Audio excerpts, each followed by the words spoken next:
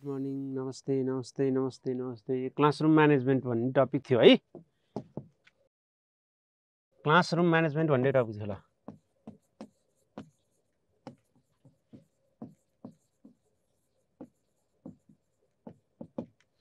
Classroom management भन्ने topic, यहाँ concept बुझ्ने हो, यसमा कण्ठ गर्नुपर्ने, तपाईँहरूले सम्झनुपर्ने त्यस्तो केही छैन।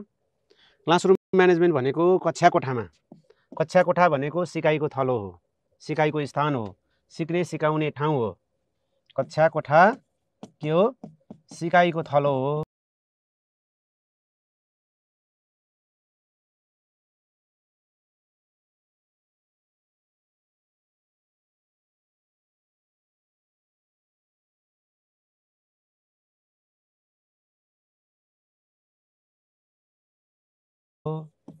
कक्षा कोठा के हो?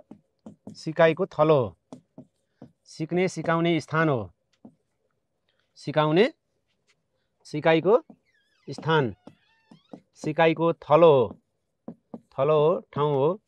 त्यसैले कक्षा कोठा कस्तो हुनुपर्छ भन्दा सिकाइका लागि उपयुक्त हुनुपर्छ। र कक्षा कोठा व्यवस्थापन भनेको के हो? व्यवस्थापन भनेको के हो भन्दा व्यवस्थापन भनेको उपलब्ध स्रोत साधनको परिचालन गरेर उच्चतम उपलब्धि हासिल गर्ने कार्य हो भनेर हिजो हामीले लेखिसकेका छौँ। उपलब्ध स्रोत साधनको, कस्ता स्रोत साधनको? उपलब्ध भएका स्रोत साधनको परिचालन गर्ने हो। त्यो व्यवस्थापन गर्ने कला चाहिँ वास्तवमा व्यवस्थापन भन्छौँ हामीले, अथवा त्यो तौर तरिका मिलाउने कामलाई हामी व्यवस्थापन भन्छौँ होइन। उपलब्ध स्रोत साधनको, उपलब्ध स्रोत साधन जे छ त्यसलाई स्रोत साधन परिचालन गरेर, के गरेर? चलाएर, त्यसलाई लगाएर, त्यसको प्रयोग गरेर होइन। उपलब्ध स्रोत साधन परिचालन गरी कस्तो उपलब्धि हासिल गर्ने? उच्चतम, धेरै राम्रो, उच्चतम नतिजा हासिल गर्ने कार्यलाई हासिल गर्ने कार्य त्यो व्यवस्थापन हो भनेर हामीले भन्यौँ।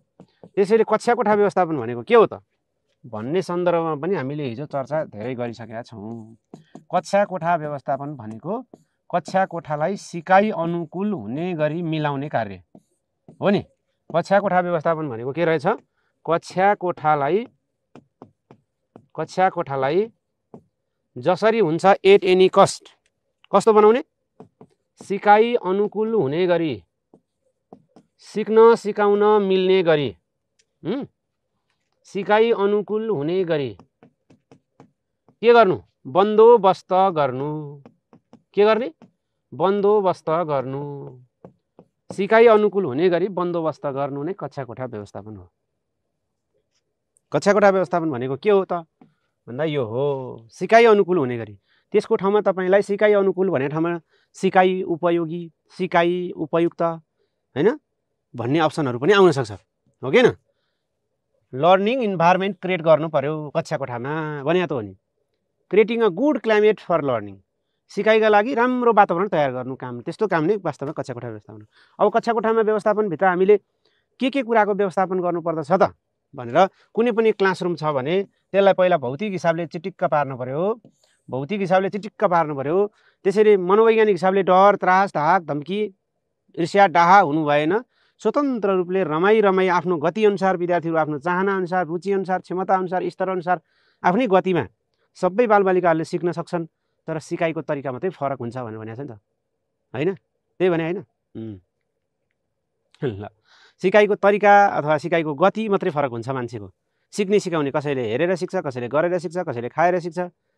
केही कुरा खाएर पनि सिकिन्छ, केही कुरा चाखेर सिकिन्छ, केही कुरा टच गरेर छोएर सिकिन्छ होइन। सिक्न त एउटा न एउटा हिसाबले त सिकिन्छ साथीहरू। त्यसैले कक्षा कोठा व्यवस्थापन भनेको यो हो। कक्षा कोठा व्यवस्थापनभित्र के पक्षहरू पर्छन् त, कुन पक्षहरूको व्यवस्थापन गर्नुपर्छ, अथवा कक्षा कोठा व्यवस्थापनका तरिकाहरू के छन् भन्ने सन्दर्भमा पनि हाम्रो गफ भइसक्यो। के भयो त जिन्दगानीमा त भन्नु त? कक्षा कोठा व्यवस्थापनका पक्षहरू भन्दाखेरि हामीले कक्षा कोठा व्यवस्थापनका पक्षहरू भन्दा हामीले के कुरा गऱ्यौँ जिन्दगानीमा भन्दा कक्षा कोठा व्यवस्थापनका पक्षहरू होइन, व्यवस्थापनका केहरू? पक्षहरू भनेर हामीले जस्तै के व्यवस्थापनको बारेमा चर्चा गऱ्यौँ त होइन? यसको चर्चा गरिसकेका छौँ। के गरौँ त? जस्तै भौतिक पक्षको व्यवस्थापन। भौतिक पक्ष भनेको के रहेछ? कक्षा कोठा विद्यार्थी अटाउने गरी व्यवस्थापन गर्नु पर्यो, अथवा कक्षा कोठाको साइज आकार त्यस्तो हुनु पर्यो होइन। भुइँ राम्रो हुनु पर्यो, भुइँ भुइँमा चाहिँ कार्पेट हालेको हुनु पर्यो, त्यो कक्षा कोठाको भौतिक व्यवस्थापन हो। सिलिङमा पङ्खा चाहियो हैन, सिलिङमा के चाहियो? पङ्खा चाहियो। झ्याल ढोका के चाहियो? भेन्टिलेसन चाहियो।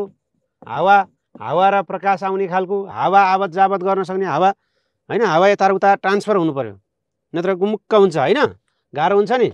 हावा, पर्याप्त हावा चाहियो के, पर्याप्त हावा चाहिने हैन। उज्यालो, प्रकाश कस्तो चाहिने? उज्यालो चाहिने। उज्यालो, कुनै किसिमले जोखिम हुन नहुने,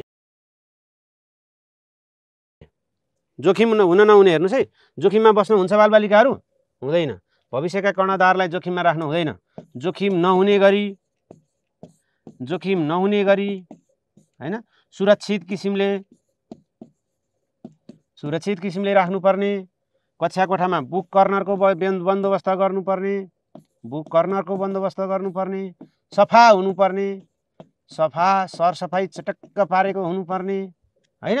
त्यहाँनिर तपाईँको चाहिँ छेउमा डस्टबिन राखेको हुनुपर्ने, खानेपानीको बन्दोबस्त हुनुपर्ने हो। यी कुराहरू हामीले हिजै चर्चा गरिसक्यौँ। यो भौतिक व्यवस्थापनभित्र यो भौतिक व्यवस्थापन है, मैले त्यहाँ फेरि समग्र लेखेको छु। यो व्यवस्थापनभित्रको पक्ष भौतिक पक्षको व्यवस्थापन, यो व्यवस्थापनभित्रको भौतिक पक्षको व्यवस्थापनको यो मैले कुराकानी गरेँ। भौतिक पक्षको व्यवस्थापनमा हामीले यसो गर्छौँ। त्यसै गरी है, अब यो डट आफै पर्नुहोस् है, यो हिजो चर्चा गऱ्यौँ। त्यसै गरी अर्को पक्ष के छ त भन्दा शैक्षिक सामग्रीको व्यवस्थापन। सामग्री व्यवस्थापन भनेको हाम्रो शिक्षण सिकाइ क्रियाकलापलाई के सामग्री चाहिन्छ? चित्र चाहिन्छ, चार्ट चाहिन्छ, ग्लोब चाहिन्छ, नक्सा चाहिन्छ, एटलस चाहिन्छ, शब्दकोशहरू चाहिएला, पाठ्यक्रम पाठ्यपुस्तक, शैक्षिक सामग्री, अब शिक्षक निर्देशिका चाहिएला। ती सबै शैक्षिक सामग्रीको व्यवस्थापन भन्यौँ हैन। जब चार्ट भन्यौँ, आचार संहिता भन्यौँ। आचार संहिता कक्षा कोठामा कसले के काम गर्नु पाइन्छ, के काम गर्न पाइँदैन, कसलाई सोध्नुपर्ने हो। जब चार्ट त्यहाँको मोनिटर को हो हैन, त्यहाँ पनि लिड गरेपछि हुन्छ नि, विद्यार्थीको पनि लिडर, त मोनिटर व्यवस्थापन गर्नुपर्ने हो। त्यो पनि कक्षा कोठा व्यवस्थापनभित्रकै पक्ष हो। कक्षा कोठामा शिक्षण सिकाइलाई राम्रो बनाउनु पर्ने, सिलसिलेवार बनाउनु पर्ने, ती पनि हामीले हेऱ्यौँ हैन। बसाइ व्यवस्थापन गर्नुपर्ने, यु आकार, भी आकार हैन, गोलाकार, कस्तो खालको बसाइ व्यवस्थापन गर्ने हो, लहरे बसाइ गर्ने कि परम्परागत खालको। मनोवैज्ञानिक भनेको मानसिक रूपमा टर्चर हुनु भएन। यी कुराहरू हामीले हेरिसकेका छौँ। अब हाम्रो त्यो व्यवस्थापनभित्रै कक्षा कोठा व्यवस्थापनको एउटा पक्ष छ विविधता व्यवस्थापन। त्यसको अलि बढी चर्चा गर्नुपर्छ साथीहरू। विविधता व्यवस्थापनको अलि बढी चर्चा गर्नुपर्छ है त। ओके ल, विविधता व्यवस्थापन, डाइभर्सिटी म्यानेजमेन्ट। सबभन्दा पहिला विविधता व्यवस्थापन भनेको के हो हैन, विविधता व्यवस्थापन भनेको के हो, विविधता व्यवस्थापन कसरी गर्न सकिन्छ हैन। यस्ता क्वेसनहरू हामीलाई आउन सक्छ यहाँबाट। कसरी गर्न सकिन्छ, जस्तै आर्थिक विविधता व्यवस्थापन कसरी गर्ने, सामाजिक विविधता व्यवस्थापन कसरी गर्ने, जातिगत विविधता व्यवस्थापन कसरी गर्ने हैन। धार्मिक पनि विविधता हुन्छ, अनेक खालका विविधता हुन्छन्। विविधता भनेको के हो?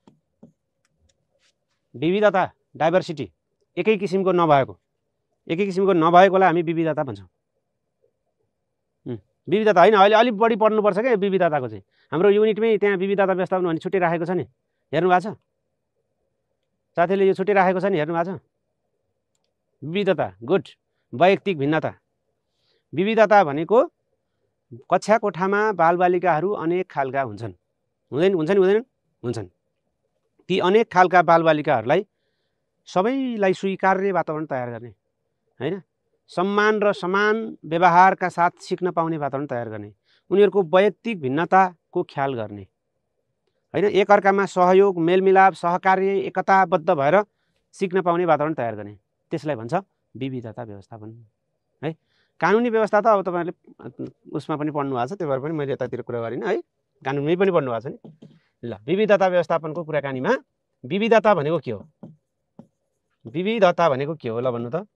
सबभन्दा पहिला यो शब्दको उत्तरै त्यहीबाट, शब्दको अर्थैबाट जाउँ। विविधता भनेको के? अनेक थरी हैन, अनेक थरी हो नि विविधता भनेको। अनेक थरी, अनेक किसिमको, धेरै किसिमको है, फरक किसिमको, फरक भने हो कि होइन? यसको अर्थ भन्नु न, अर्थ विविधता भने के?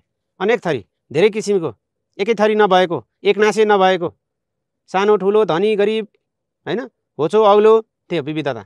अब कक्षा कोठामा कस्ता कस्ता विविधता हुन्छ त? एउटा लैङ्गिक विविधता, एउटा केटा र केटी हुन्छ, अनेकता हैन, एउटा केटा हुन्छ अर्को केटी हुन्छ, एउटा जातको हुन्छ अर्को जातको हुन्छ हैन, जनजाति फरक हुन्छ, एउटा भाषा बोल्छ अर्को भाषा बोल्छ, एउटा कान नसुन्ने छ अर्को आँखा नदेख्ने छ, अथवा कोही हिँड्न नसक्ने छ है, अनेक खालको विविधता हुन्छ। त्यसैले लैङ्गिक विविधता हैन, भाषाभाषीगत विविधता, भाषाभाषी, जात जाति, कोही डाँडाबाट आउँछ कोही गहिराबाट आउँछ, जात जाति, धर्म संस्कृति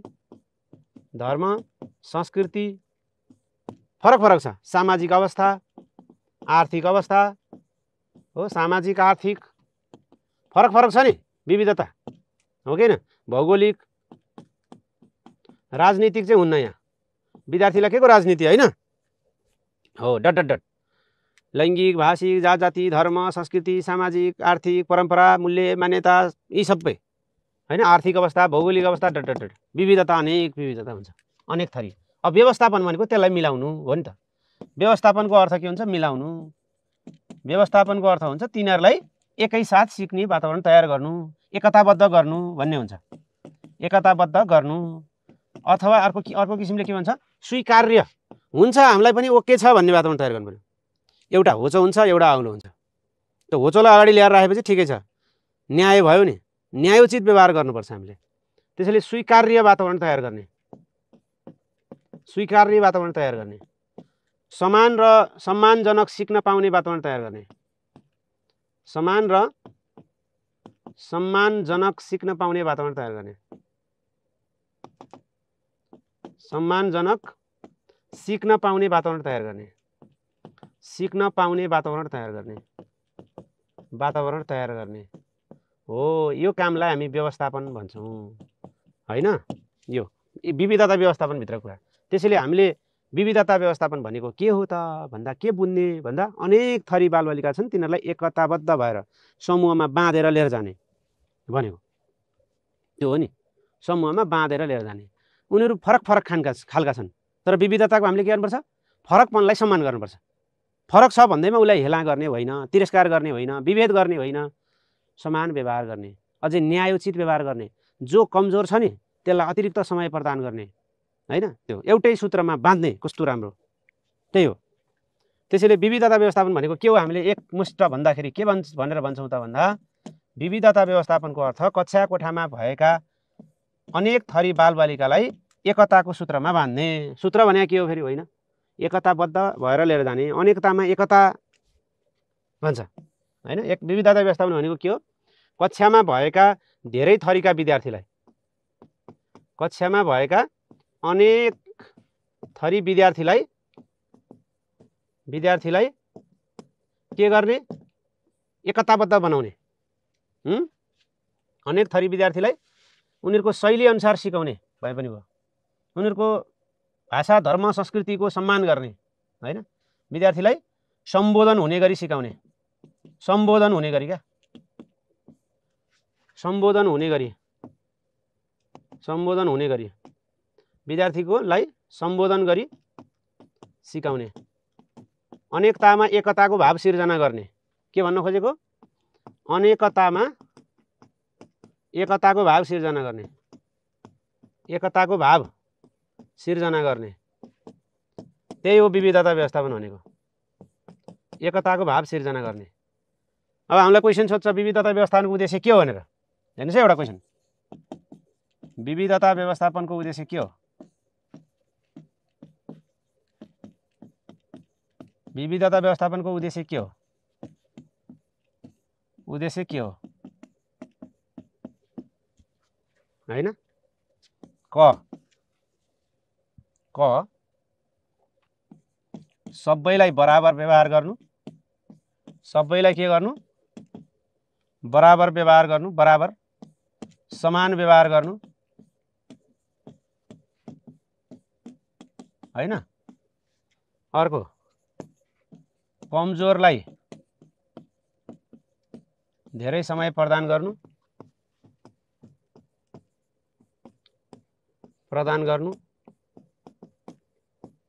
हैन। अर्को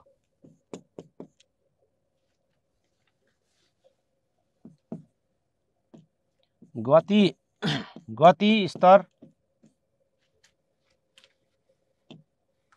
स्तर बमोजिम सिकाउनु हैन हो। भिन्नताको पहिचान गरी हैन, भिन्नताको पहिचान गरी सोको के गर्नु, सम्बोधन गर्नु। ल के हो विविधता व्यवस्थापनको उद्देश्य भन्नुस् त। विविधता व्यवस्थापनको उद्देश्य के हो? विविधता व्यवस्थापनको उद्देश्य के हो ल भन्नुस्। किन अनि नेपालमा किन आयो विविधता व्यवस्थापनको कन्सेप्ट? नेपालमा किन चाहिएको त्यो पनि चाहिन्छ हैन। ल यसको एन्सर सबैलाई समान व्यवहार गर्नु कस्तो राम्रो हो, सबैलाई बराबरी गरे कति राम्रो हुन्छ, कमजोरलाई धेरै समय प्रदान गर्दा कति राम्रो सिक्न सक्छ, विद्यार्थीको गति स्तर बमोजिम सिकाए कति राम्रो हुन्छ उनीहरूको। त्यो त सिकाइ क्षमताको व्यवस्थापन मात्रै भयो। यो त सिकाइ क्षमताको व्यवस्थापन मात्रै भयो। जिम्मा गति उनीहरूको गति स्तर अनुसार सिकायो भने त सिकाइ क्षमताको चाहिँ व्यवस्थापन भयो। अर्को कुराको व्यवस्थापन हुन सक्छ नि त। भौगोलिक व्यवस्थापन कसले हेर्ने त? भौगोलिक व्यवस्थापन एउटा डाँडाबाट आउनेले गहिराबाट आउनेलाई हेप्यो, ए गहिरी गाउँबाट आएको त्यहाँ घामै लाग्दैन भनिदियो हो किन? त्यस्तो हुँदैन। उनीहरूको वैयक्तिक भिन्नताको पहिचान गरेर सोको सम्बोधन गर्नुपर्छ। भिन्नताको पहिचान गर्नुपर्छ। बालबालिका फरक फरक खालका हुन्छन्। जात जाति धर्म संस्कृति शैली क्षमता संवेगात्मक अवस्था हैन अनेक खालका हुन्छन्। तिनीहरूलाई भिन्नताको पहिचान गरेर सोको सम्बोधन गर्ने व्यवस्थापन चाहिँ वास्तवमा विविधता व्यवस्थापन हो। त्यसैले विविधता व्यवस्थापन भनेको अर्को शब्दमा हामीले के भन्छौँ त भन्दा विविधता व्यवस्थापन भनेको वैयक्तिक भिन्नताको ख्याल गरी सोको सम्बोधन गर्ने हो है। के गर्ने? वैयक्तिक भिन्नताको ख्याल गरी। विद्यार्थीको त व्यक्तिको पछि फरक फरक हुन्छ नि त, भिन्नता हो। भिन्नता वैयक्तिक भिन्नताको ख्याल गरी सोको सम्बोधन गर्ने, ख्याल गरी सोही अनुकूल सिकाउने, सोही अनुकूल सिकाउने, अनुकूल सिकाउने त्यो तरिकालाई हामी विविधता व्यवस्थापन भन्छौँ। वैयक्तिक भिन्नता ख्याल गर्नुपर्छ, मान्छे पछिको फरकपन ख्याल गर्नुपर्छ, पृष्ठभूमिका कारण सिकाइमा असर नपर्ने वातावरण तयार गर्ने। मेरो परिवार गरिब हो भनेर विद्यार्थीहरूले नसोचोस् स्कुलमा आए सबै समान होस् भन्ने किसिमले सोचोस्। त्यसैले पृष्ठभूमिका कारण, पृष्ठभूमि भने के? ब्याकग्राउन्ड, विद्यार्थीको ब्याकग्राउन्ड है। ब्याकग्राउन्डका कारण सिकाइमा असर नपर्ने वातावरण तयार गर्नुपर्छ। म तामाङ भाषा मात्रै बोल्छु भने विद्यालयमा गए पछाडि मेरो तामाङ भाषाका कारण मैले सिकाइमा समस्या भोग्न नपरोस्, झन् सजिलो भओस् भन्ने त्यस्तो वातावरण क्रिएट गर्नु पर्यो। पृष्ठभूमिका कारण सिकाइमा असर नपर्ने हैन, त्यो क्षति नहुने वातावरण सिर्जना गर्ने, असर नपर्ने वातावरण तयार गर्ने त्यस्तो कामलाई हामी के भन्छौँ? विविधता व्यवस्थापन भन्छौँ। कुरो बुझ्नु भने विविधता व्यवस्थापन हो। र सबै एक आपसमा के हुनु पर्यो? विविधता व्यवस्थापन भएपछि एक आपसमा सहयोग सद्भाव मेलमिलाप हैन, मेलमिलाप एकले अर्कोलाई सिकाउने, मेलमिलाप आफ्नो के गर्ने? रक्षा गर्दै अर्काको कुराको पनि सम्मान गर्ने, सहिष्णु व्यवहार हुनु पर्यो हो। त्यसो भएपछि विविधता व्यवस्थापन हुन्छ। किन अब नेपालमा हाम्रा कक्षा कोठामा कस्ता खालका विविधता देखिन्छन् त? कस्ता खालका विविधता देखिन्छन् थाहा छ? कक्षा कोठामा हुने विविधताहरू हेर्नुहोस् है। तपाईँलाई रिटर्नमा पनि काम लाग्छ यो चिज हैन। विविधता डाइभर्सिटी म्यानेजमेन्ट किन चाहिन्छ भन्ने कुरा हैन। ल अब विविधता कक्षा कोठामा देखिने विविधता लेखिरहनु भएको छ है। तर केही छैन यो है, यो गफै छ। तैपनि गफ पनि तपाईँले कन्सेप्ट चाहिँ जान्नुपर्छ। कन्सेप्ट क्लियर भए पछाडि यो बुझिहालिन्छ। कक्षा कोठामा देखिने विविधताहरू कस्ता खालका विविधताहरू कक्षा कोठामा देखिन्छन् र नेपालको सन्दर्भमा विविधता व्यवस्थापन गर्नु जरुरी छ किन छ? कक्षा कोठामा देखिने विविधता ल भन्नुहोस् त। कक्षा कोठामा के कस्ता विविधता देखिन्छन्? जस्तै अघि मैले तपाईँलाई भनिहालेँ, लैङ्गिक विविधता, सामाजिक विविधता हो, जात जातिगत विविधता, धार्मिक विविधता, भाषिक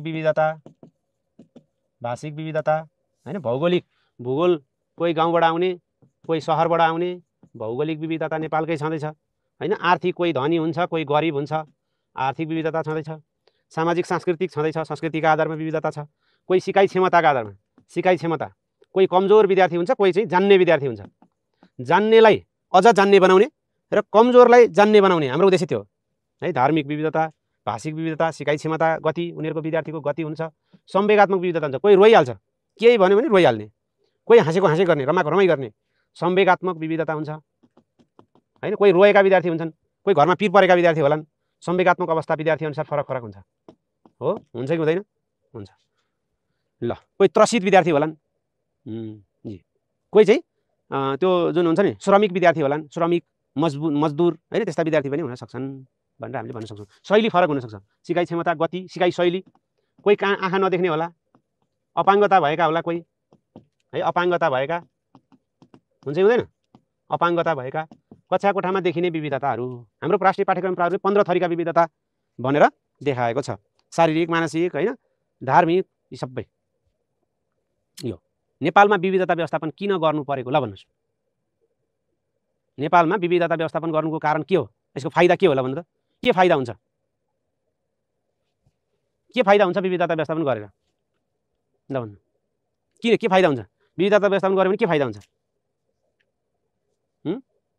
हो, किन गर्नु परेको भन्दा नेपाल बहुभाषिक, बहुसांस्कृतिक हैन यो देश भएको भएर हैन। नेपालमा विभिन्न भाषा, भाषी, जात, जाति, संस्कृति, मूल्य, मान्यता, परम्परा, रीतिरिवाज भएका बालबालिकाहरूको उनीहरूको भावनाको सम्मान गर्ने, एकताको भावमा एकताको सूत्रमा बाँध्ने हैन, उनीहरूको क्षमताको कदर गर्ने, उनीहरूलाई ओहो म त कमजोर रहेछु भनेर नभन्ने, आत्मविश्वासका साथ सिकाउने हैन। त्यो किन भन्दाखेरि यसो विद्यार्थीहरू त्यहाँ त मेरो भाषै मिल्दो रहेछ, मेरो जात जाति नै मिल्दो रहेछ भनेर विद्यार्थीहरूले कक्षा छोडेर नजाओस्। उनीहरू पनि स्वीकार्य, हामीलाई पनि हेर्नु भएको छ सर म्यामले भनेर भनुन् है। त्यो उत्प्रेरित गर्नका लागि, गुणस्तरीय शिक्षा प्राप्तिका लागि, हाम्रो शैक्षिक क्षति न्यूनीकरणका लागि हैन हामी विविधता व्यवस्थापन गर्छौँ। अलिकति किन भन्ने एन्सर लेखौँ ल। किन विविधता व्यवस्थापन गर्ने? किन विविधता व्यवस्थापन? अब यो गफ छ, तपाईँ कन्सेप्ट मात्रै बुझ्ने। किन विविधता व्यवस्थापन गर्ने ल भन्नुहोस् भन्दा विविधता व्यवस्थापन किन गर्ने त ल भन्नु? किन गर्ने? पृष्ठभूमिकै कारण सिकाइमा पर्ने असर कम गर्न है। पृष्ठभूमिकै कारण सिकाइमा पर्ने असर, सिकाइमा असर नपरोस्, सिकाइमा पर्ने असर कम गर्न, असर कम गर्न हामीलाई विविधता व्यवस्थापन चाहिन्छ। किन विविधता व्यवस्थापन चाहिन्छ त भन्दाखेरि यो गर्न चाहिन्छ। हो, त्यसै गरी वैयक्तिक भिन्नताको ख्याल गरी, वैयक्तिक भिन्नताको सम्मान। कोही अपाङ्गता भएका बालबालिका छन् भने उनीहरू पनि त सिक्ने क्षमता राख्छन् नि त। वैयक्तिक भिन्नताको सम्मान गर्दै के गर्ने? सबैलाई आत्मविश्वास बढाउन, विद्यार्थीको आत्मविश्वास बढाउन, विद्यार्थीको कन्फिडेन्ट, म सिक्न सक्छु भन्ने कुरा आत्मविश्वास बढाउन पनि हामीलाई विविधता व्यवस्थापन चाहिन्छ। कक्षा कोठामा भएका अनेक थरी बालबालिकालाई एकताको सिर्जना, एकताको भावमा बाँध्न है। अनेक थरी बालबालिकालाई के गर्न? एकतामा बाँध्न, एकताबद्ध बनाउन, झगडा नपरोस् एकअर्का बिचमा भनेर पनि विविधता व्यवस्थापन गर्नुपर्छ हामीले। त्यसै गरी किन गर्ने? विद्यार्थीले कक्षा छाड्ने, कक्षा दोहोऱ्याउने त्यस्तो गर्न नपरोस्। विद्यार्थीले कक्षा वा विद्यालय छाड्ने, विद्यालय बिचैमा विद्यालय छाड्ने भन्छ, अझै बिचैमा उसलाई आफूलाई अनुकूल लागेन भने त विद्यार्थी स्कुलै जाँदैन नि, म त्यो स्कुलै जान्न भन्छ। बिचैमा कक्षा वा विद्यालय छाड्ने दर के गर्ने? न्यूनै बनाउने, जिरै बनाउने हैन। दरलाई के गर्ने? शून्य बनाउन, दर चाहिँ शून्य बनाउन अथवा दरै घटाइदिने, जिरो बनाइदिने क्या है त। ल, कुरो बुझ्नु भयो नि? कुरो बुझ्नु भयो? यही हो। उनीहरूको जात जाति धर्म संस्कृतिको सम्मान गर्न। अब त्यो सम्मान पृष्ठभूमिको सम्मान गर्ने हो क्या। वैयक्तिक भिन्नताको सम्मान भनेपछि आइहाल्यो नि यहाँ। वैयक्तिक भिन्नताको सम्मान भनेकै त्यही त हो नि। वैयक्तिक भिन्नताको सम्मान भने के?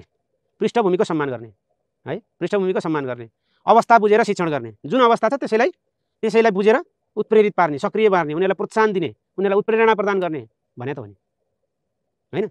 र एक र अर्को बिच के नगर्नु? द्वन्द्व नगर्नु। एक आपसमा हुने झैझगडा, डाहा, ईर्ष्या, रिस यस्ता कम गर्नलाई पनि हामी विविधता व्यवस्थापन गर्नुपर्छ। एक आपसमा हुने के भन्छ त्यसलाई? एक आपसमा हुने द्वन्द्व हुन्छ के? रिस गर्छ, डाहा गर्छ कुस्ती पल्छ त्यहाँनिर हो। त्यस्तो एक आपसमा हुने द्वन्द्व न्यूनीकरण गर्न, विद्यार्थी बीच हुने यस्ता द्वन्द्वहरू कम गर्न। त्यसै गरी अवस्था बुझी विद्यार्थीलाई के गर्ने? उत्प्रेरणा प्रदान गर्न है। अब यो अनेक छन्, यसका पोट्याटो पोइन्ट हो यो सबै। पोट्याटो पोइन्ट भने थाहा छ? पोट्याटोलाई जाम मिसाए पनि हुने त्यस्तो खालको पोइन्ट पोट्याटो पोइन्ट हो भनेर हामीले भन्यौँ।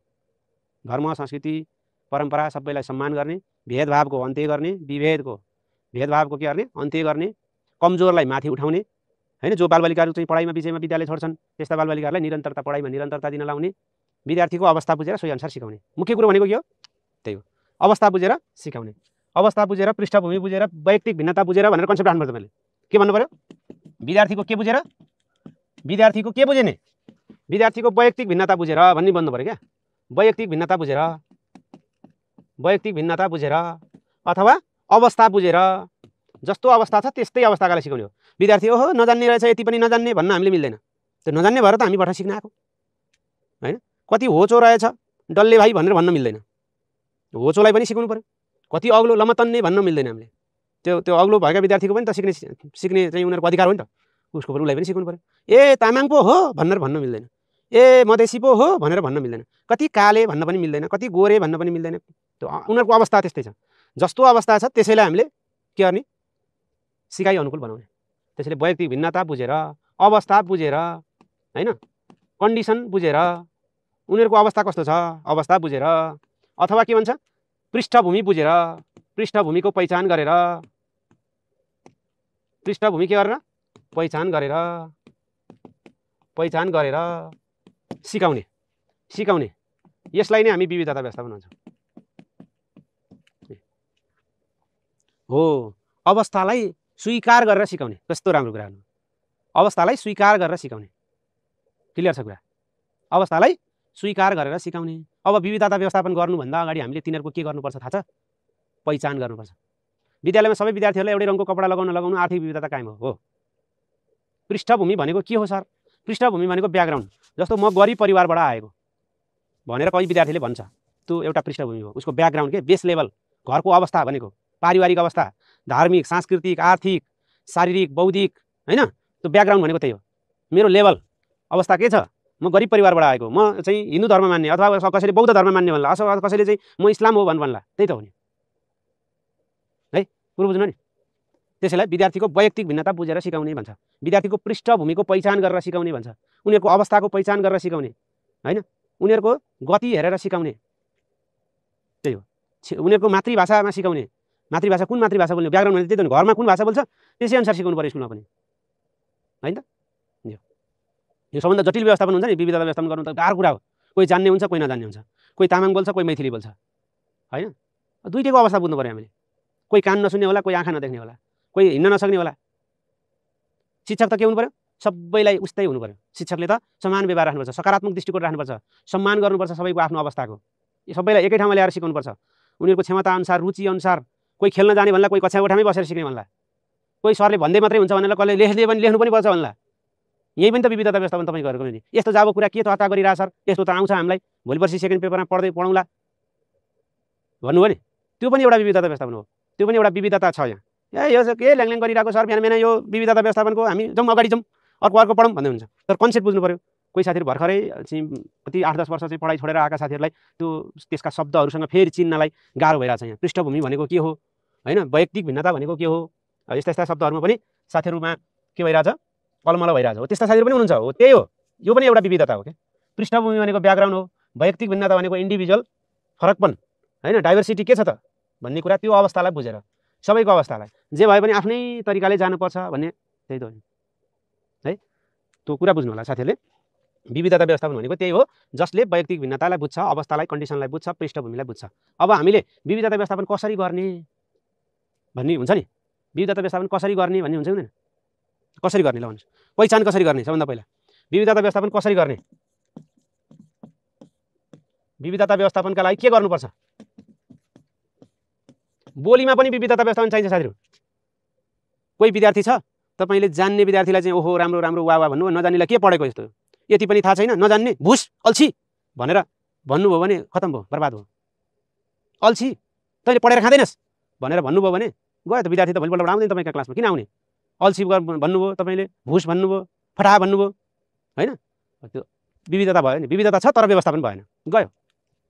हो त्यो हामीले त हरेक व्यवहारमा हरेक बोलीमा पनि विविधता व्यवस्थापनलाई ध्यान दिनुपर्छ। त्यसैले विविधता व्यवस्थापन कसरी? हामीले बोल्ने बोली हरेक एक्टिभिटीलाई पनि त्यसले पनि विविधता व्यवस्थापन सँगसँगै लानुपर्छ।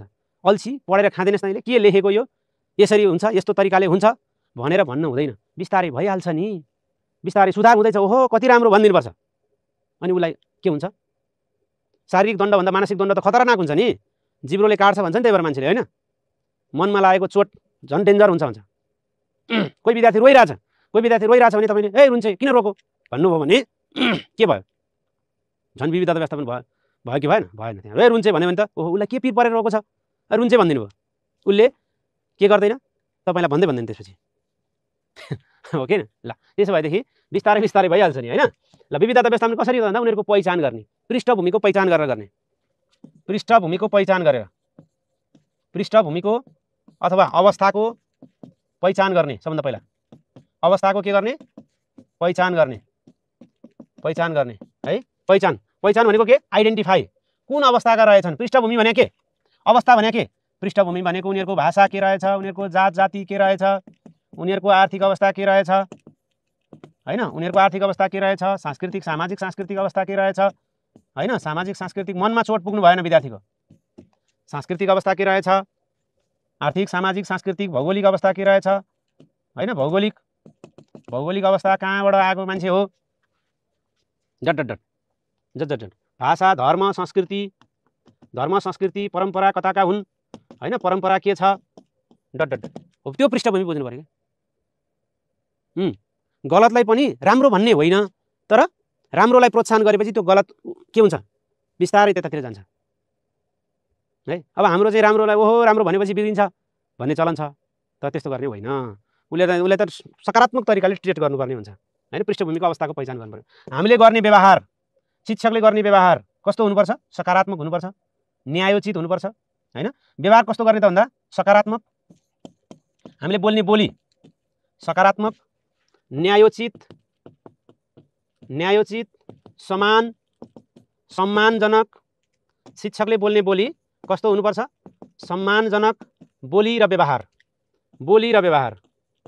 विद्यार्थीले कुनै एउटा विद्यार्थी छ, अर्को विद्यार्थीलाई ऊ तामाङ भाषाको छ, ए अले कान्छादी भनेर सोध्यो, होइन? ए के बोलेको त्यो, को हो बोल्ने भनेर थर्काउनु भएन। उसको त मातृभाषा हो नि त, घरमा त्यही बोल्छ, यहाँ स्कुलमा त्यही बोल्यो त के फरक पर्छ त? हो त्यो पृष्ठभूमिको सम्मान गर्नुपर्छ हामीले। सकारात्मक, न्यायोचित, समान र सम्मानजनक बोली र व्यवहार। पुरुष शिक्षक हुनुहुन्छ, महिला साथीहरूलाई के भनिदिनु भयो? अथवा के अरे भनौँ छात्राहरूलाई ए केटीहरू पर्दैनन् अल्छी गर्छन् भनेर भनिदिनु भयो। त्यसो भन्नु हुँदैन, भन्नु हुन्छ? हुँदैन। अवस्था बुझेर व्यवहार गर्नु पर्यो। सकारात्मक व्यवहार गर्नुपर्छ, न्यायोचित व्यवहार गर्नुपर्छ, समान व्यवहार गर्नुपर्छ, सम्मानजनक व्यवहार गर्नुपर्छ। बोली र व्यवहार भनेको हामी त बोलीमा पनि विचार गर्नुपर्छ है। अवस्था बुझी सोही अनुसार सिकाउने भनेको अवस्था बुझी सोही बमोजिम सिकाउने हो। सोही बमोजिम सिकाउने। उपयुक्त बसाइको बन्दोबस्त मिलाउने, उपयुक्त बसाइ व्यवस्थापन मिलाउने, यो पनि विविधता व्यवस्थापनको एउटा तरिका हो। उपयुक्त बसाइ व्यवस्थापन मिलाउने, त्यो भनेको बसाइ व्यवस्थापन मिलाउने। एउटै जातिलाई एकै ठाउँ राख्ने भने होइन, कहिलेकाहीँ मिश्रित गर्नुपर्ने हुन्छ, कहिले जान्ने र नजान्ने राख्नुपर्ने हुन्छ। अवस्था अनुसार उपयुक्त बसाइ व्यवस्थापन मिलाउने, त्यो पनि विविधता व्यवस्थापनको तरिका हो। र समूह सिकाइ, सहकार्यात्मक सिकाइमा जोड दिने। इन्डिभिजुअल लर्निङ पनि छँदैछ, होइन? उनीहरू त द्वन्द्व हुनसक्छ, त्यहाँ त ग्याङ फाइट पर्न सक्छ। समूह सिकाइ, सहकार्यात्मक सिकाइ, होइन? यस्तो सहकार्य, होइन? सहकार्य गरेर सिक्नुपर्ने हुन्छ नि, हो त्यस्तो समूह सिकाइमा जोड दिनुपर्छ, सहकार्यात्मक सिकाइमा जोड दिनुपर्छ। हामीले सिकाएको भन्दा उसको साथीले सिकाएको बढ्ता जान्छ विद्यार्थीले, त्यही भएर सिकाइमा जोड दिने। कमजोर हुन्छ कोही बालबालिका भने त्यसलाई न्यायोचित व्यवहार भनेकै त्यही हो। जसलाई आवश्यक पर्छ, जे आवश्यक पर्छ त्यस्तो व्यवहार प्रदर्शन गर्नुपर्छ। ल अब हामीले विविधता व्यवस्थापनभित्र पनि धेरै थरीका विविधता व्यवस्थापन हुन्छ, होइन? भाषिक विविधता हुन्छ, जात जातिगत विविधता हुन्छ, त्यसको व्यवस्थापन कसरी गर्ने भनेर हामीले जान्नुपर्छ।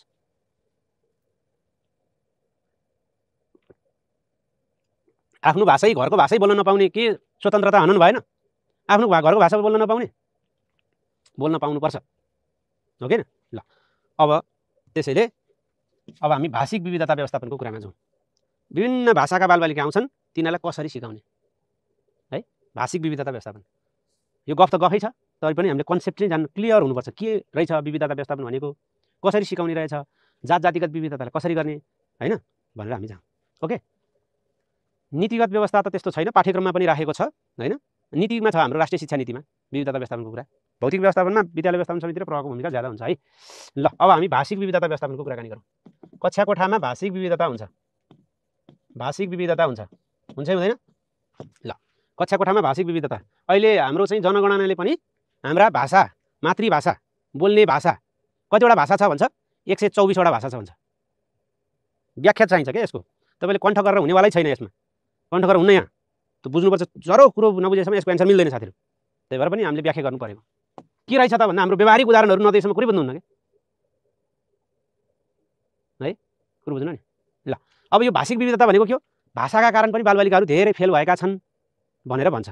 र अहिले राष्ट्रिय जनगणना 2078ले के भनेको छ?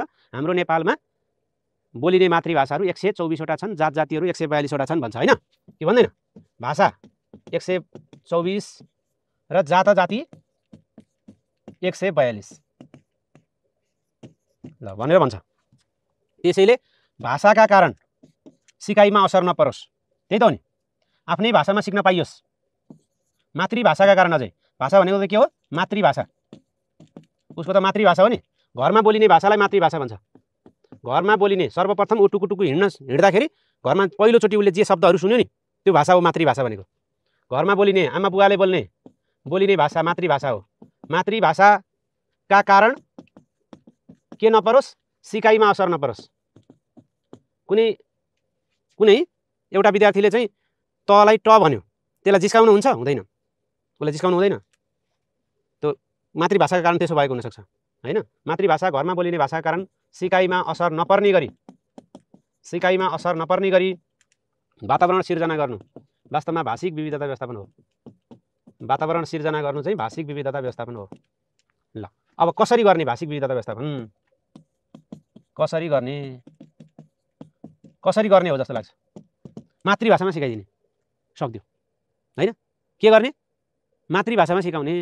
हाम्रो संविधानले पनि के भनेको छ भने नेपालको संविधानको धारा 31 को उपधारा 5 मा के भनेको छ? नेपालमा बसोबास गर्ने प्रत्येक नेपाली समुदायलाई आफ्नो मातृभाषामा शिक्षा प्राप्त गर्ने हक हुनेछ र त्यसका लागि विद्यालय वा शैक्षिक संस्था खोल्ने र सञ्चालन गर्ने हक हुन्छ भनेर भनेको छ। छैन? छ। कानुनी व्यवस्थाको कुरा गर्दा छैन भन्नु त? ल भन्नु त। यसको कानुनी व्यवस्थाको कुरा गर्दा भाषा तथा संस्कृतिमा पनि छ। नेपालमा बसोबास गर्ने प्रत्येक नेपाली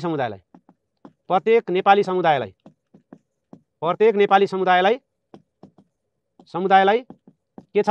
आफ्नो मातृभाषामा सिक्न पाउने। केमा सिक्न पाउने? मातृभाषामा सिक्न पाउने।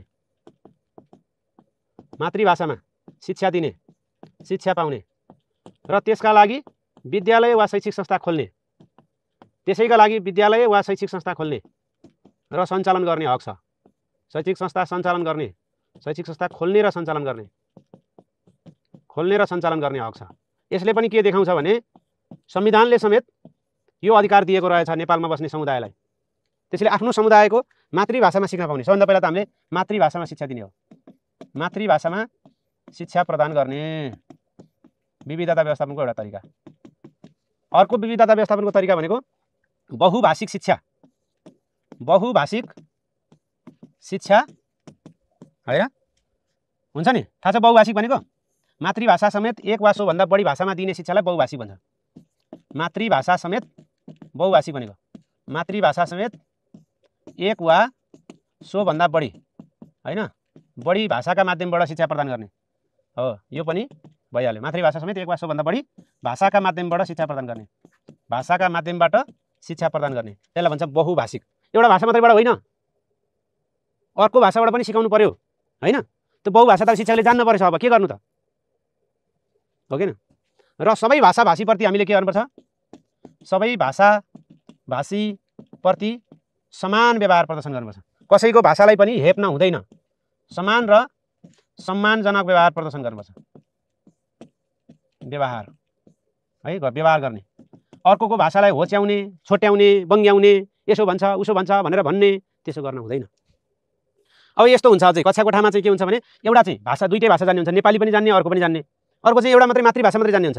त्यस्तो अवस्थामा एक अर्काबाट सिक्ने सिकाउने वातावरण तयार गर्नुपर्छ। विद्यार्थी विद्यार्थी बीच एक अर्कामा सिक्ने सिकाउने वातावरण तयार गर्ने, एक अर्कामा सिक्ने सिकाउने वातावरण तयार गर्ने, सिक्ने सिकाउने वातावरण तयार गर्ने हैन। उनीहरुको सकेसम्म त मातृभाषामै सिकाउने हो, सकेसम्म मातृभाषामै सिकाउने हो, भएन भने बहुभाषिक सिकाइ गर्ने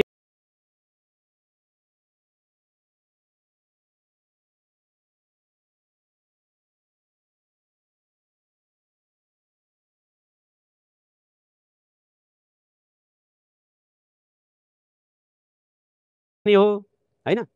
र मातृभाषाका विभिन्न सामग्रीहरू हुन्छन्, त्यस्ता सामग्रीहरू पनि हामीले दिनुपर्छ विद्यार्थीहरूलाई हैन। मातृभाषाका थप पाठ्य सामग्रीहरू उपलब्ध गराउने हैन, एकअर्काबाट सिक्ने सिकाउने वातावरण तयार गर्ने, सबै भाषाभाषीको सम्मान गर्ने, सम्मानजनक व्यवहार प्रदर्शन गर्ने हैन, सम्मानजनक व्यवहार प्रदर्शन गर्ने, यस्तो यस्तो गर्नुपर्ने हुन्छ। मुख्यतः मातृभाषामै शिक्षा दिने हो हैन। स्थानीय पाठ्यक्रम पनि यसै अन्तर्गतको एउटा पक्ष हो नि अहिले स्थानीय पाठ्यक्रम हैन त कुरो हो नि। हो भयो नि, किन नहुनु। नेपाली र तामाङ भाषामा शिक्षण गर्ने भने बहुभाषिक भएन त, भइहाल्यो नि। प्रत्येक विद्यार्थीलाई पहिचान गरेर चिनेर व्यवहार गर्नु पर्यो, मुख्य भने त्यो। उनीहरू आफ्नै मातृभाषामा सिक्न चाहन्छन्, उनीहरूलाई सिकाउनु पर्यो। कसैलाई पनि होच्याउन, छोट्याउन, गाली गर्न, उनीहरूको मातृभाषा बोलेका कारण गाली गर्न मिल्दैन है। कुरो क्लियर भइहाल्यो। पहिला चाहिँ हामीले कुन कुन भाषा बोल्छन् भनेर पहिचान गर्ने, अनि त्यसपछि कतिजना रहेछन् भनेर अनि बहुभाषिक विधि हामीले पत्ता लगाउनु पर्ने हुन्छ भनेर जान्नु होला। ठिक छ। नेपालीबाट मात्रै सिकाउने होइन कि, बहुभाषिक भनेको त्यही हो, नेपालीबाट पनि भनिदिने, उनीहरूको मातृभाषामा पनि भनिदिने। एकअर्कामा सहयोग, सद्भाव, सहकार्य हैन, सहिष्णु व्यवहारहरू चाहिँ देखाउनु पर्यो। भाषाभाषी बीचमा चाहिँ असमान व्यवहार गर्न भएन। एक भाषाले अर्को विद्यार्थीलाई उसकै भाषामा सिकाउन सक्छ भनेर भन्नुपर्छ हामीले है। यसलाई भाषिक विविधता व्यवस्थापन भनेर भन्छ। यसको धेरै चर्चा नगरौँ हामी, कुरो बुझेपछि तपाईँले जति पनि लेख्न सकिहाल्नुहुन्छ। अर्को हुन्छ लैङ्गिक विविधता व्यवस्थापन।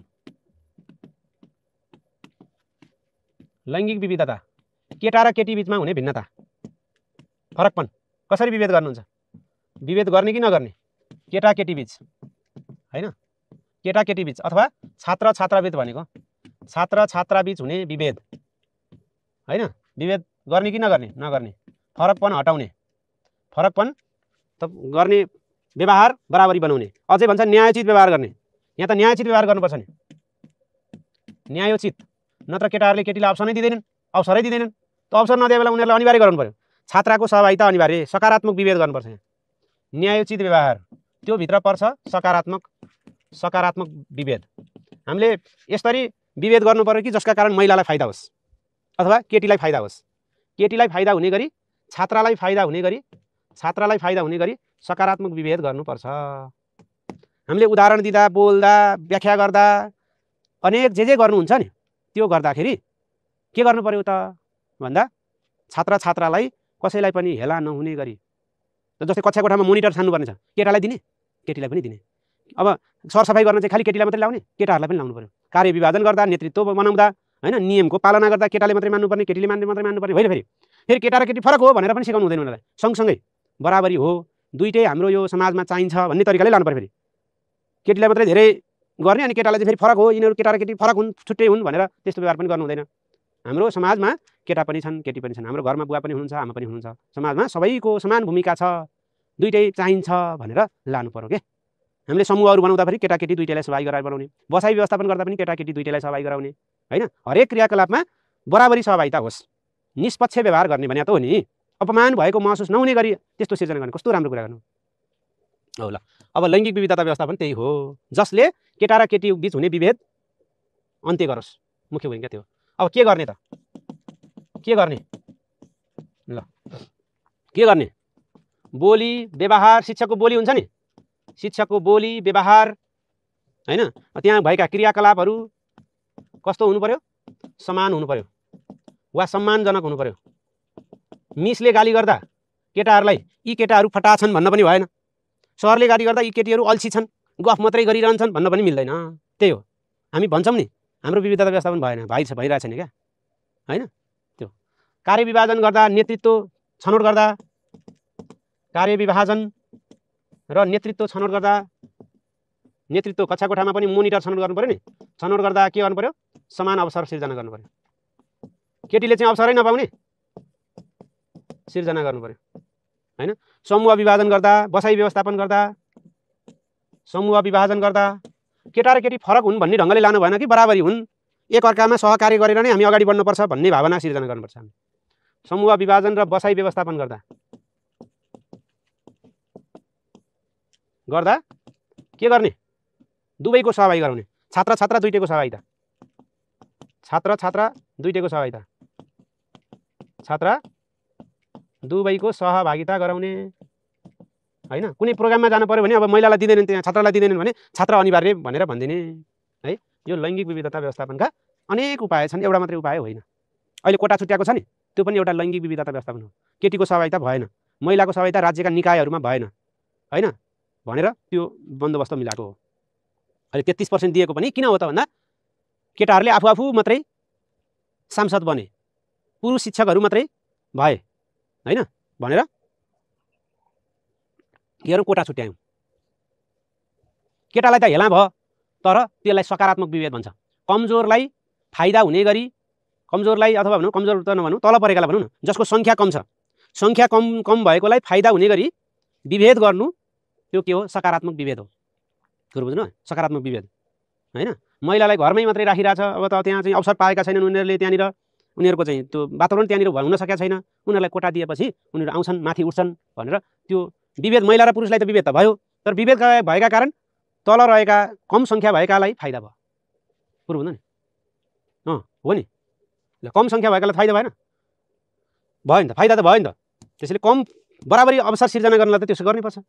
त्यो विभेद त फेरि पुरुषहरूले त सहनै पर्छ, चुप लाएर बस्नु पर्यो। जबसम्म बराबरी हुँदैन तबसम्म चुप लाएर बस्ने है। अब हामी अपाङ्गता भएका बालबालिकाको विविधता व्यवस्थापन, अपाङ्गताको व्यवस्थापन, अपाङ्गता भएका बालबालिकाको विविधता व्यवस्थापन। ल, विविधता व्यवस्थापन अब कसरी गर्ने? यो अपाङ्गता भएका बालबालिका पनि अनेक खालका हुन्छन्। कोही आँखा नदेख्ने होलान्, कोही कान नसुन्ने होलान्, कोही दृष्टि सम्बन्धी होलान्, कोही स्वर बोलाइ सम्बन्धी अपाङ्गता होला हैन, कसको शारीरिक अपाङ्गता होला, छन् कि छैन, कसैको बौद्धिक होला। तिनीहरूलाई के गर्ने त? ल भन्नुहोस्। एक हप्तामा 24 घन्टे पढाउनुपर्छ कम्तीमा पनि है। ल, यो के अपाङ्गता भएको बालबालिकाको विविधता व्यवस्थापन कसरी गर्ने? अब हामीले त पाठ्यक्रममै विविधता व्यवस्थापन गर्नुपर्छ। अहिले हेर्ने हो भने त पाठ्यक्रममा पनि विविधता व्यवस्थापन छ।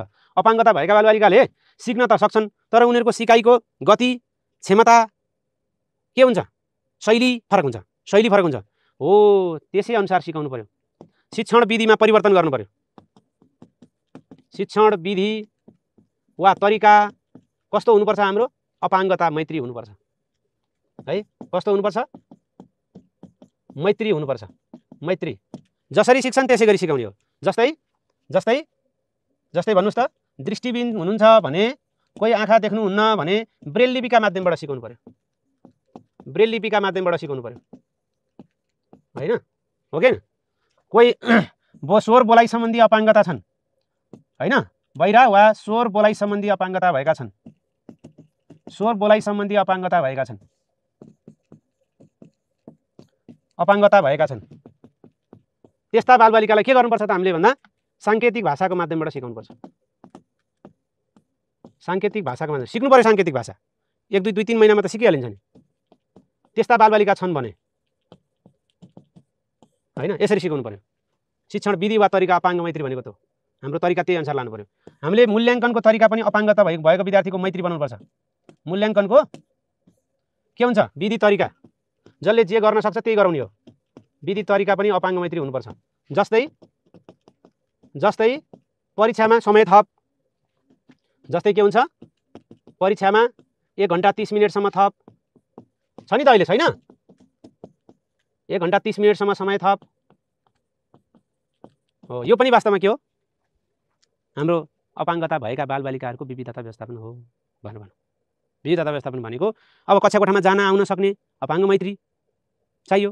जस्तो कान नसुन्ने बालबालिकालाई अगाडि ल्याएर राख्नु पर्यो, उपयुक्त बसाइ व्यवस्थापन मिलाउनु पर्यो। जस्तो अब 1 घण्टा 30 मिनेट भनेको 1 घण्टा 30 मिनेट भनेको परीक्षामा 1 घण्टा 30 मिनेटसम्म कक्षा विद्यार्थीहरूलाई के गर्न मिल्छ? अपाङ्गता भएका बालबालिकाहरूलाई समय थपेर समय प्रदान गर्न सकिन्छ। केन्द्र अध्यक्षले दिने हो यो हैन। अब अपाङ्ग मैत्री कक्षा कोठा बनाउनु पर्यो। मैत्री कक्षा कोठा, बसाइ व्यवस्थापन हो कि हैन? कक्षा कोठामा आउन जान मिल्ने, व्हीलचेयर लान मिल्ने, व्हीलचेयर नै शौचालय जान मिल्ने, त्यस्तो चाहियो।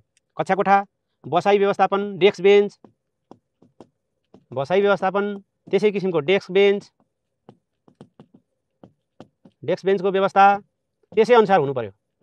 र हामीले गर्ने व्यवहार, अपाङ्गता भएका बालबालिकामाथि गर्ने व्यवहार समान हुनुपर्छ, सम्मानजनक हुनुपर्छ, उत्प्रेरित गर्ने खालको हुनुपर्छ, तपाईँ सिक्न सक्नुहुन्छ भन्ने खालको हुनुपर्छ। हेला गर्ने खालको, भेदभाव गर्ने खालको, होच्याउने खालको, उसको मस्तिष्कमा चोट पुर्याउने खालको, मनमा दबाब हुने खालको त्यस्तो गर्न हुँदैन। 1 घन्टा पनि भनेको छ, 1 घन्टा 30 मिनट पनि छ, साथीहरू ख्याल गर्नु होला। अस्ति 1 घन्टा भन्ने, आज अर्को भन्ने भन्नुहुन्छ। दुईटा कन्डिसन छैन त्यहाँ, राम्रोसँग अध्ययन गर्नुहोस् है पहिला।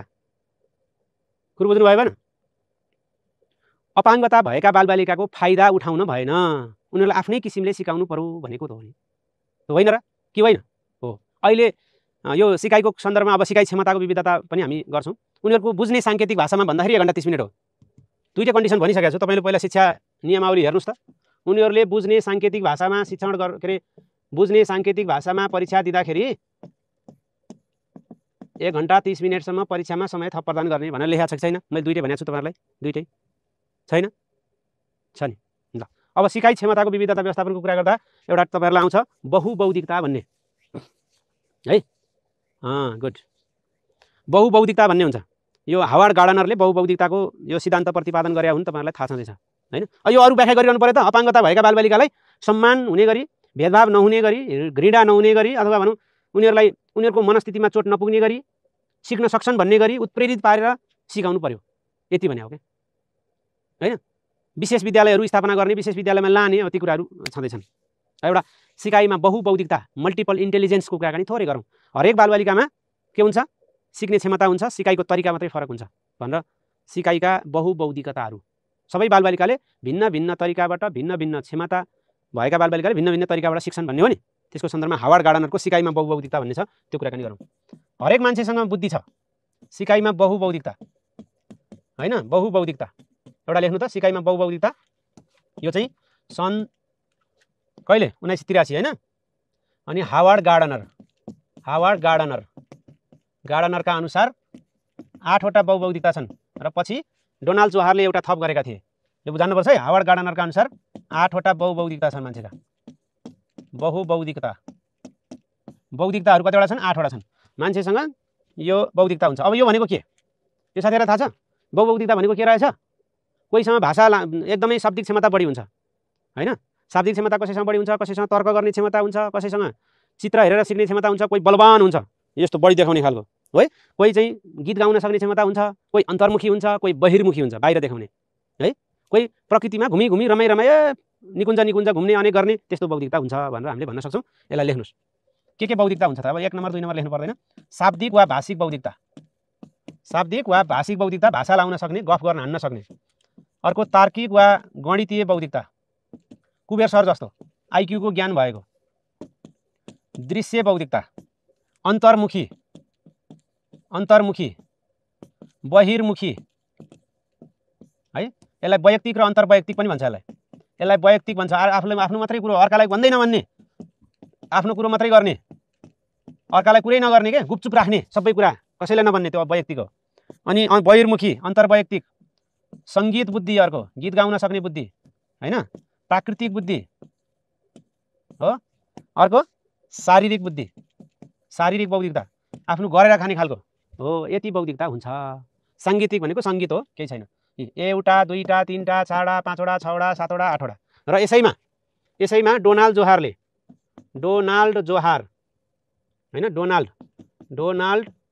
जोहारले एउटा बौद्धिकता थप गरेको बौद्धिकता। अहिले मान्छे धार्मिक आध्यात्मिक पनि हुन थालेको छ भनेर थप गरेको बौद्धिकता चाहिँ के हो त भन्दा आध्यात्मिक बौद्धिकता। आध्यात्मिक बौद्धिकता चाहिँ कसले थपेको? डोनाल्ड जोहारले थपेको। हावार्ड गार्डनरले सन् 1983 मा यसो भनेका थिए। अब यसको बारेमा भन्नुपर्छ त, कस्तो बौद्धिकतालाई के बौद्धिकता भन्छन् भन्ने कुरा गर्नुपर्छ त, पर्दैन। जस्तै कोहीसँग गफ लाउने क्षमता हुन्छ, त्यसलाई हामीले भाषाभाषीगत बौद्धिकता भन्छ। दिनभरि गफ लाएर चाहिँ शब्द धेरै हुन्छ क्या, गफ लाउन सक्ने होइन। अर्कासँग गफ हाने एकछिन भेट भयो भने गफ हानेर हैरान बनाउँछ, त्यस्तो बौद्धिकता हुन्छ। शब्दको धेरै ज्ञान भएको, त्यस्तो बौद्धिकता शाब्दिक वा भाषिक बौद्धिकता भन्छ। कोही चाहिँ फ्याक्ट कुरो गर्ने है, फ्याक्ट कुरो गर्ने के, ट्याक्क विषयवस्तु तथ्याङ्क बोलेर तथ्याङ्कका आधारमा। अब हामीलाई सोधेको क्वेसन यहाँनिर के हो भने डोनाल्ड जोहारले थप गरेको बौद्धिकता कुन हो भनेर सोधेको छ। डोनाल्ड जोहारले थप गरेको बौद्धिकता कुन हो भनेर सोधेको छ होइन। त्यसपछि अनि अब जस्तो तर्क गर्न सक्ने, तथ्याङ्कको आधारमा आफ्नो धारणा राख्न सक्ने, हैन, छोटकरीमा प्रस्तुत गर्न सक्ने, त्यस्तोलाई बौद्धिकता, तार्किक बौद्धिकता भन्छ के। तर्क गर्न सक्ने, म्याथ साइन्स पढेको मान्छेको यस्तो बौद्धिकता हुन्छ भन्छ, हैन। म्याथ साइन्स पढ्ने मान्छेको तार्किक वा गणितीय बौद्धिकता हुन्छ। शाब्दिक वा भाषिक बौद्धिकता चाहिँ कसको हुन्छ त भन्दा त्यो नेपाली पढेको, भाषा विषय पढेको मान्छेको चाहिँ त्यस्तो बौद्धिकता हुन्छ, गुरु नि भाषा विषय पढेको। अदृश्य बौद्धिकता भने के, चित्र नक्साहरू कुनै विषयवस्तु के गर्न चाहने, हेर्न चाहने, दृश्य बौद्धिकता भन्छ त्यसलाई। शारीरिक भनेको के, बल भएको, हाम्रो त छैन, हैन, हाम्रो छैन, हाम्रो शारीरिक बौद्धिकता छैन। काम दिनभरि काम गर्न सक्ने, एकदमै के गर्न सक्ने, काम गरेको गरे गर्न सक्ने, त्यस्तो बौद्धिकता शारीरिक बौद्धिकता हो। प्रकृतिमा घुम्न चाहने बौद्धिकता प्राकृतिक बौद्धिकता भयो। गीत गाउन, सुन्न, नाच्न, गाउन सक्ने साङ्गीतिक बौद्धिकता भयो। अन्तर्मुखी भनेको आफ्नो कुरो कसैलाई नभन्ने, भित्रभित्र गुपचुप राख्ने, अर्कालाई कसैलाई नभन्ने, त्यस्तो बौद्धिकता चाहिँ अन्तर्मुखी बौद्धिकता भन्छ। एक्लै बस्ने, हट्टाकट्टा ज्यान भएको चाहिँ शारीरिक बौद्धिकता हो। अन्तर्मुखी भनेको एक्लै के, अर्कालाई कसैलाई नभन्ने, आफ्नो कुरो भित्रभित्रै सोचेर बसिराख्ने, त्यस्तो। समूहमा नबस्ने, एक्लै बस्ने, त्यस्तो, आफैलाई प्रायोरिटी दिने। बहिर्मुखी भनेको चाहिँ यसो साथीभाइ बनाइहाल्ने, सहयोग गरिहाल्ने, हैन, अर्काको आफ्नोभन्दा पनि अर्काकै हित चाहने, त्यस्तो बौद्धिकतालाई हामी बहिर्मुखी भन्छौँ। अन्तर्मुखी भनेको आफैभित्र राख्ने, बहिर्मुखी भनेको अरूसँग अन्तर्क्रिया गर्ने। र अब सकिहाल्यो यस्तो बौद्धिकता। तपाईँलाई सोध्न सक्छ यस्तो चाहिँ बालबालिकाको कुन बौद्धिकता छ भनेर भन्न सक्छ। र डोनाल्ड जोहारले 1997 मा एउटा बौद्धिकता थपे, त्यसलाई भन्छ आध्यात्मिक बौद्धिकता, जसले के गर्न सक्ने, धर्म कर्ममा मन लाउन सक्ने हो, सोच्न सक्ने। आध्यात्मिक भने के, अध्यात्मसँग सम्बन्धित, शान्त बस्ने हो, त्योसँग सम्बन्धित हुन्छ के, स्पिरिचुअल रिचुअल भन्छ नि, हैन, त्यस्तो आध्यात्मिक। आध्यात्मिक मान्छे भन्दैन, धर्म कर्म न्यास ध्यान भगवान त्यस्तोमा विश्वास गर्ने, त्यो बौद्धिकता हुन्छ। त्यो चाहिँ 1997 मा यिनले थपेको, डोनाल्ड जोहारले, सन् 1997 मा। ल, तपाईँहरूको आफ्नो बौद्धिकता भन्नु त, पहिचान गर्नु आफ्नो बौद्धिकता, सन् 1997 मा थपेको है। ल भन्नु त तपाईँहरूको आफ्नो आफ्नो बौद्धिकता के छ।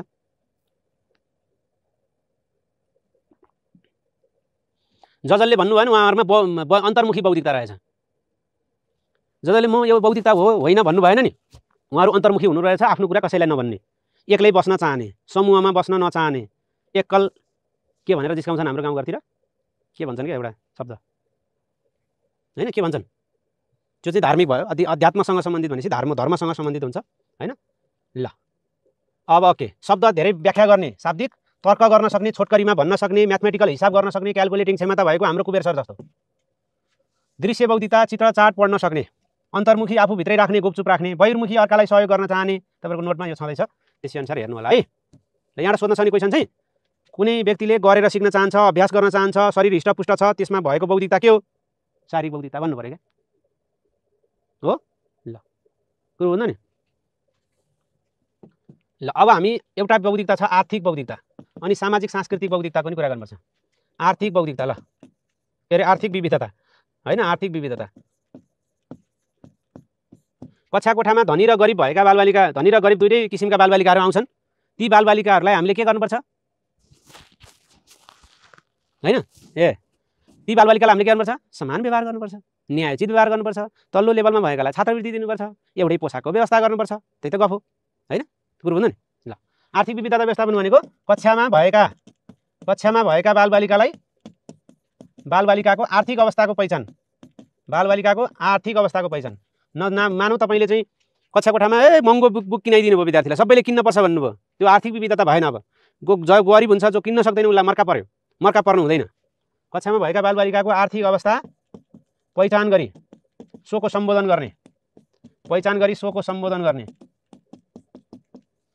गर्ने, त्यस्तो विविधता व्यवस्थापनको तरिका हो आर्थिक विविधता व्यवस्थापन। हाम्रो यहाँ एउटा महँगो स्कुल छ, त्यहाँ ड्रेसै लाउनु पर्दैन, जसले जे ड्रेस लाए पनि हुन्छ, त्यहाँ आर्थिक विविधता भएन। कुरो हुँदैन नि, जसले जे ड्रेस लाउनु पनि मिल्ने, त्यस्तोलाई आर्थिक विविधता त्यहाँ भएन। मानौँ अब विद्यार्थीलाई यत्रो बुक किन्नुपर्छ भनेर लगाइदिनु भयो तपाईँले, अब कमजोर विद्यार्थीले किन्न सक्दैन, सक्दैन, त्यो पनि विविधता व्यवस्थापन भएन, हैन। त्यो अनिवार्य भन्नु पऱ्यो, किन्नै पर्छ भनिदिनु भयो। मैले यहाँनिर मेरो किताब ल्याएर यो किताब सबैले किन्ने है, 1500 पर्छ, सबैले किन्ने भने विविधता व्यवस्थापन भयो। जो कसैले किन्न नसक्नु होला, पैसा छैन होला, अनि ल पेज नम्बर यति पल्टाउनुहोस्, यहाँ नम्बरको क्वेसन यो हेर्नु त, यहाँ भएको क्वेसन हेर्नुहोस् त भन्यो भने सबैले अनिवार्य किन्न पर्यो, हैन। यो किताब ल्याएर यहाँनिर चाहिँ यो पेजको यति नम्बर क्वेसन हेर्नुहोस् मैले भने, हैन, यसरी यहाँनिर ल्याएर कता गयो क्वेसन। ल, अब यही विद्यार्थीको स्तरलाई ध्यानमा राखी 2 वा 2 भन्दा बढी कक्षाका विद्यार्थीलाई एउटै कक्षामा राखी पठन गर्ने व्यवस्थालाई के भनिन्छ। यो किताब नहुनेलाई त फाइदा भएन, बर्बाद भयो, हो कि न। ल हो त्यसैले त्यो विविधता व्यवस्थापन होइन है। त्यसैले विविधता व्यवस्थापन कसरी गर्नुपर्छ? छात्रवृत्तिको व्यवस्था एउटा कुरा, एउटै पोसाकको व्यवस्था हैन। कमजोर आर्थिक अवस्थालाई छात्रवृत्ति, कमजोर आर्थिक अवस्था भएकालाई के गर्ने? आर्थिक अवस्था भएकालाई छात्रवृत्ति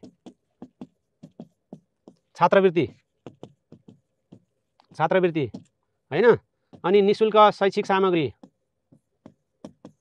अस्ति मैले दिएँ नि त साथीलाई यहाँ, म सर म किताब किन्नै सक्दिनँ, म चाहिँ भेदभाव नगर्ने है, भेदभाव गर्ने होइन नि, म किताब किन्नै सक्दिनँ, मलाई एउटा उपहार दिनु पर्यो भने ल आउनुहोस् दिएँ। नाम चाहिँ निकाल्नुपर्छ भनेको छ, त्यो नाम चाहिँ निकाल्नुपर्छ नि भनेको छ। हुन्छ सर, नाम निकालिदिनु भने म 10,000 सरलाई उल्टो दिन्छु भने हो, त्यसो हुनु पर्यो नि होइन। त्यस्तो हुनुहुन्छ भने कोही सम्पर्क गरिहाल्नु। कमजोर आर्थिक अवस्था भएकालाई छात्रवृत्ति, निशुल्क शैक्षिक सामग्री हैन, पोसाक हो। अब यस्तो व्यवस्था गर्नु पर्यो।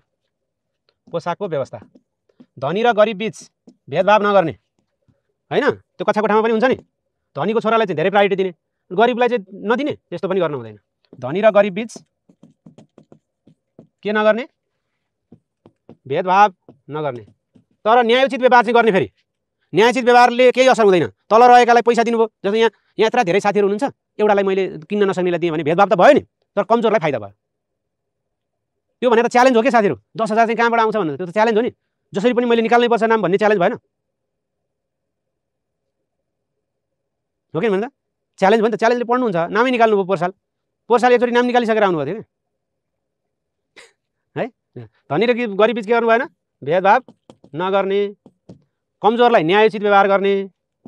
न्यायोचित भन्छ क्या, न्याय हुन्छ। कमजोरलाई दिँदा केही भेदभाव हुँदैन, न्यायोचित व्यवहार गर्ने।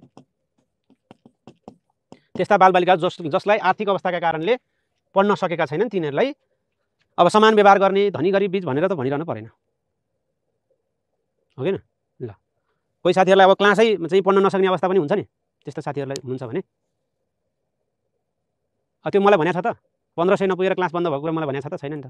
कसलाई भनेको छ? अब यहाँ त सबै कतिपय साथीहरू त भएर पनि छैन भन्नुहुन्छ, त्यो भएर पनि होला होइन। त्यो ठ्याक्कै अवस्था त्यस्तो छ भने भइहाल्छ। कार्ड पठाउनु पर्यो, अपाङ्गता भएका हुनुहुन्छ भने कार्ड पठाउनु पर्यो, डिस्काउन्ट गरिदिइहाल्नुहुन्छ साथीहरूले होइन। अब कोही त फेरि त्यो नभएर पनि भयो भन्ने हुनुहुन्छ, त्यो भएर पनि त्यो समस्या आउन सक्छ है। ल अब अर्को एउटा छ सामाजिक सांस्कृतिक विविधता भन्ने। सामाजिक सांस्कृतिक विविधता, सामाजिक सांस्कृतिक विविधता हाम्रो त के छ भने यस्तो पनि भइरहेछ नि त हाम्रो त नेपालमा। घर हुने मान्छे हुन्छ, अब चाहिँ धनी हुन्छ, उसको चाहिँ सजिलै एक्सेस पुग्छ, उसले चाहिँ फाइदा लिइरहेको हुन्छ। जो कमजोर छ उसलाई त्यो एक्सेसको बारेमा थाहै छैन क्या, यो पाइन्छ भन्ने कुरो थाहै छैन। अनि त्यसरी पनि पछाडि परिरहेका मान्छे पनि छन् है। पहुँचवालाको मात्रै त्यो त्यहाँ पुगिरहेछ, फाइदा लिइरहेछन्, त्यस्तो पनि भइरहेछ नि त। अब सामाजिक सांस्कृतिक विविधता भनेको के हो? समाजमा भएका विभिन्न मूल्य, मान्यता, भाषा, धर्म, संस्कृति, पेसा, परम्परा छन् नि, त्यस्तो विविधता। संस्कृति फरक, समाजमा भएको विविधता, समाजमा भएको विविधपन। के विविधपन छ ल भन्नु त? विविधता के विविधता? जस्तै मूल्य, मान्यता। तपाईँ भाषा धर्मबाटै सुरु गर्नु न। भाषा धर्म पनि एउटा सामाजिक विविधता भित्रै पर्छ। भाषा, धर्म, संस्कृति, रीतिरिवाज, मूल्य, मान्यता, संस्कृति, मूल्य, मान्यता हैन, मूल्य, मान्यता, रीतिरिवाज डट क्या। मूल्य, मान्यता, चाल चलन, रीतिरिवाज, संस्कृति, भाषा, यो सबै यसलाई भन्छ सामाजिक सांस्कृतिक विविधता। अब सामाजिक सांस्कृतिक विविधताको चाहिँ हामीले के गर्ने त? छुवाछुत, भेदभाव यस्ता कुरा गर्न भएन हैन। कुरो बुझ्नु भने अनुदान चाहिँ धनीले लगिरहेछ हो। अनुदान चाहिँ कसले लगिरहेछ? धनीको। त्यहाँ नेतासँग एक्सेस उसैको पुग्छ, अनुदान कसले खाइरहेछ? धनीले। त्यो गरिबलाई त अनुदान आउँछ, पैसो छ भन्ने नै थाहा हुँदैन नि हो कि न। ल भोजपुरको हुनुहुन्छ, भोजपुरे खुकुरी दिन्छु भन्नु आज। ल फेरि डर लाग्यो त खुकुरी भनेपछि त होइन। म्यासेज गर्नु न मलाई ल है त। यो धेरै व्याख्या गरिरहनु परेन। यो भनेको के हो त भन्दा भाषा, धर्म, संस्कृति, परम्परा, रीतिरिवाज सबैको के गर्ने? सम्मान गर्ने, उनीहरूको अवस्था पहिचान गर्ने, त्यसै अनुसार बसाइ व्यवस्थापन मिलाउने। यो धेरै आइसक्यो। एकअर्कामा सहयोग, सद्भाव, सहिष्णुताको भावना सिर्जना गर्ने हैन। कुरो बुझ्नु नि। यो भनिरहनु परेन। सबैको संस्कृतिको सम्मान गर्ने, तिमीहरूको यस्तो भनेर नगिज्याउने, सकारात्मक विभेद गर्ने, समान सहभागिता गराउने कमजोर भएका छन् भने तिनीहरूलाई न्यायोचित व्यवहार गर्ने, यो अहिले गफ आइसक्यो, धेरै चर्चा गरिरहनु परेन है त। ओके हस्, विविधता व्यवस्थापन हुने कुरो बुझ्नु पनि होइन। ल यति नै गरौँ ल। ल थ्याङ्क यू भेरी मच साथीहरूलाई, धेरै धेरै धन्यवाद छ। बेलुका फेरि हामी भेट्छौँ। बेलुका हामी निरन्तर विद्यार्थी मूल्याङ्कन अक्षराङ्कन पद्धतिका कुरा पनि गरौँला। अझ बुझ्या छैन यो फरकपनलाई सम्मान गर्ने भने त हो नि। फरकपनलाई सम्मान गर्दै, सम्बोधन गर्दै, न्यायोचित व्यवहार गर्ने, समान व्यवहार गर्ने, सबैको सहभागितामा कक्षा कोठामा सिकाइको वातावरण सिर्जना गर्ने, सबैको सहभागितामा है त। हस्, थ्याङ्क यू भेरी मच साथीहरूलाई, शुभ दिन।